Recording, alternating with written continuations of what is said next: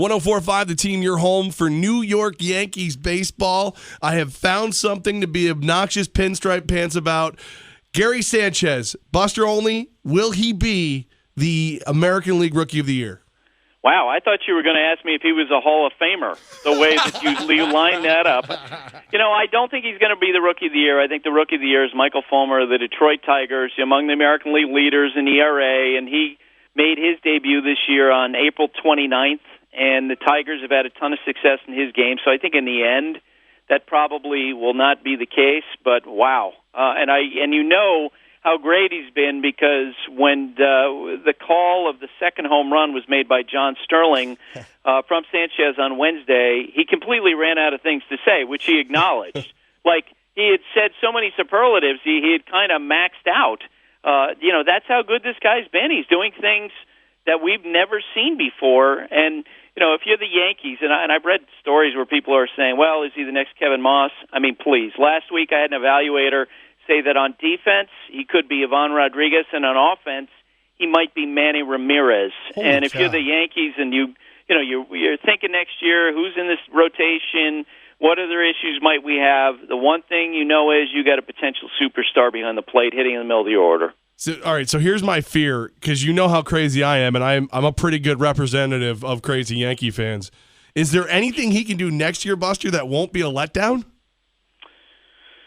That's a great point, and he's going to be swimming upstream against it. And it is interesting that when the other day I had a conversation with someone from the Yankees organization, and this person immediately spun off of when I asked about Sanchez to, well, you know what's great? He's got great people around him. It seems like he's got a great group around him, because I think that's an extension of what you're talking about, which is, okay, after all the success this year, then how will he be perceived next year, and how will he handle that? And the people I talked to within the Yankees organization believe that, as incredible as he is now, they think that he'll be able to build off of this rather than have it be something that he lives off of the entire offseason. I was talking to Levack about this earlier in the week, that I thought, as great as Gary Sanchez has been, is there any regret from the Yankees organization and maybe from fans that they should have called him up sooner in the season?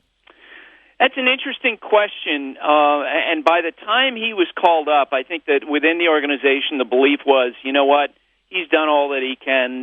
He's proven all that he can, but they didn't really necessarily have a place to play him, and I think that was their issue, because they had Alex Rodriguez at DH for a lot of the summer, and a lot of the at-bats were devoted to him and his presence, and then you had Brian McCann behind the plate. Do I think that they're regretting it? No. Do I hear some acknowledgement that, perhaps they could have found a way to call him up a little sooner? Yes. There is that. There also is a feeling that he really has grown emotionally since the end of last year, when, there were times down the stretch last year, from what I understand, where the pitcher would be going out of the bullpen to warm up, and he would be late, and he wasn't on time, and there wasn't as much attention to detail as there is now. Buster Olney from ESPN with us. So, Buster, the Yankees season ends on October 2nd at home against Baltimore. Is there any chance that series the Yankees are still alive? Yeah, I think we can say there's a chance, because the teams that are involved in this race, they're not, and none of them are going to be confused with the 98 Yankees, the 16 Cubs, the 27 Yankees. They're all teams that have a lot of flaws. The Orioles, the team that right now is in the second wild card, they continue to have problems with their starting pitching, and their offense is very hot and cold. And you could apply similar type of questions, I think, to the Detroit Tigers and to the Seattle Mariners.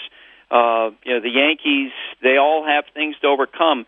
Do I think that's going to be the case? No, because I do think when you look at the schedules for the other teams, they're softer. And the AL East steel cage match, I think, eventually will take down the Yankees, because they still, of course, have to play the Red Sox again. Just that word just gets Levack mad. So we'll switch. Before we hear any more Red Sox, we'll get away from the Yankees. We'll switch over to the other New York team. That's the Mets. The Mets were just swept by the Braves. Are they going to look back on this series and think, this is the series that cost us a playoff spot? Yeah, it's possible. And imagine if they finish one game out of the playoffs. Or let's say that they have to play extra games and eventually lose because of the one-game difference that Ender Enciarte made last night with that catch. Because not only did he rob and Cespedes the home run. He robbed the Mets of a win. That's what it really comes down to. Now, again, if you look at it from 30,000 feet, should this Mets team really have many regrets about anything that goes on now?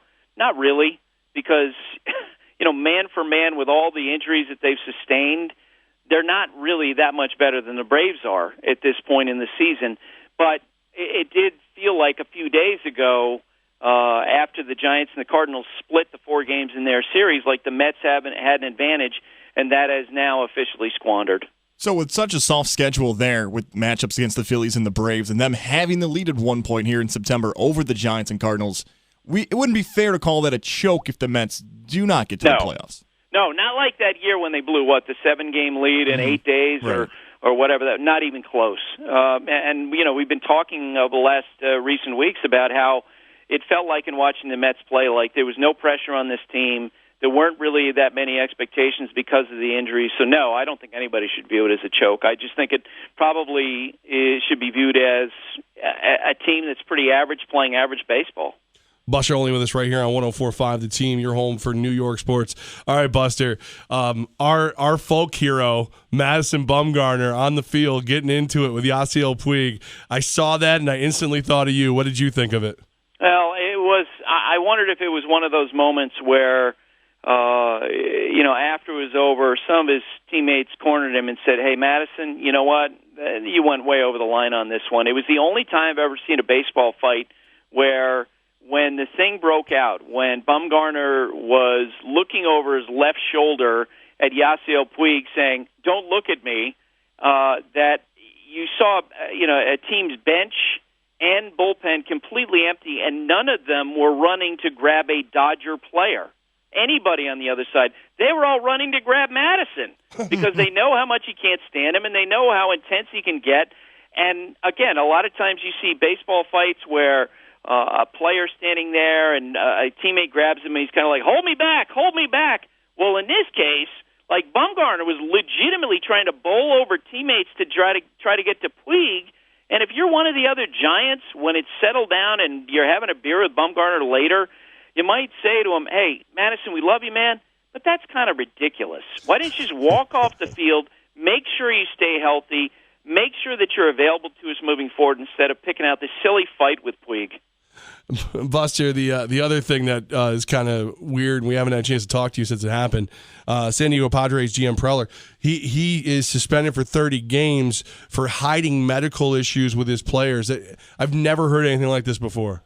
No, neither is Major League Baseball, which is why they gave him an unprecedented 30-day suspension, which that in itself probably doesn't have a lot of practical impact because this is one of the slowest times of the year, and I've had executives of other teams actually complain about that penalty to me, saying, given the time of year and the way that if you have a laptop and a cell phone, you can do business anyway. You can work around the edges on this thing. But I do think that there is going to be some frontier justice in this case because I've had executives with various teams basically say to me, "I'm not going to deal with that guy. I'm going to jerk him around. I'm going to do something like if we talk about a trade, I'm going to insist he put a player on a plane for a full physical with our doctors, and they'll ask questions, and then who knows, maybe it'll wind up being leaked to the newspaper that, player X failed a physical, from the Padres, which would hurt his value."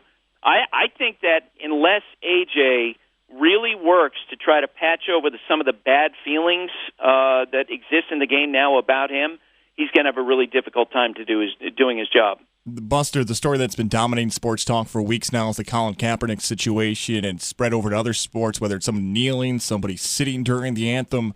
It really hasn't spread to Major League Baseball and some of the players there. What are your thoughts on that overall? Well, first off, my feeling is that if Kaepernick wants to kneel, then that's his decision. If he wants to stand, that's his decision. If other players want to stand, if they want to put their hands over their hearts and they want to sing along with a song, then that's that person's decision. And just as someone who's been going to sports arenas for 30, 35 years, I'm just surprised about it because all you guys have to do, like I've done for the last 30 years, is look around while the national anthem is going on and see what's happening. Because I can tell you this, it's not as if everyone is doing the exact same thing and standing in a straight line and waiting for the the flag to be taken off the field before they, sit back down. You already have all kinds of people doing all kinds of different things, whether you're, an Orioles fan who yells out, "Oh," in the middle of it, or maybe you're some of the players that you see every day at the ballpark where they're doing their stretches before the game, and once the national anthem is about to be sung, they run off the field because they'd rather not spend the time standing at attention for that thing. Or you go to any ballpark, and if the national anthem singer is really good looking, you'll see the players kind of nudge each other. Hey, check her out. So I don't think there's necessarily always been a high standard for the national anthem, which is why the conversation surprises me a little bit. Buster Olney with us here, 104.5 And The Team. guys, yesterday, what did we have? We had two players from the Rockies and the Cardinals hold a standoff right as the national anthem was over. They went on for minutes, and eventually the umpires had to shoo them off the field. They were having fun. I don't blame them, not upset with that, but they're kind of making a joke out of it. Well, but they stand even longer. They're even more respectful, right? Well, are they? Let me ask you, seriously, Levack, Yes. let me ask you this question. Do you think that those two guys, as the national anthem is playing out, are thinking about the majesty of Francis Scott Key's words or Fort McHenry, or do you think they're thinking, okay, how long do I have to stand here? Am I going to be shooed off by the umpire? Come on. In a perfect world, Buster, they're thinking about how good the Yankees are going to be next year. Buster, where are you going to be this weekend? I am going to be in Chicago. We've got games on Friday, midday, on Friday, 2 o'clock Eastern time, and then on Sunday Night Baseball, Cardinals at the Cubs. Man, is there any point where the Cubbies are just going to start resting everybody? I don't think completely. They're definitely concerned about the late season letdown and trying to make sure that the intensity is maintained as we come down the stretch. They do have to make sure that they get Jake Arrieta right because he has not looked especially good with his command lately. Buster Olney from ESPN. If you're not an insider, you're not learning everything we are. Buster, thank you so much. Thanks, guys.